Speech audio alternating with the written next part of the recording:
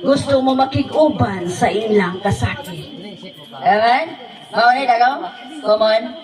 But mga igsoon, I will tell you the truth, mga igsoon, why you are here?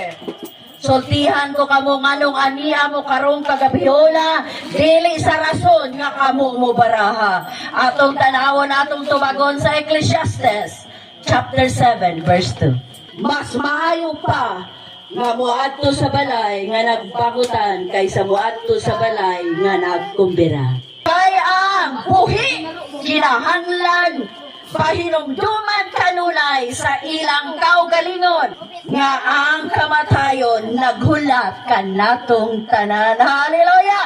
Mauning rason nga niya sa aron pahinumduman kita nga ang kamatayon moabot kanatong tanan. Amen? Amen. So wala, dili kani ang inyong giadto nga nibaraha mo. Ang inyong giadto aron makita ninyo siya, aron pahinumduman kitang tanan nga moabot gayod ang kamatayon.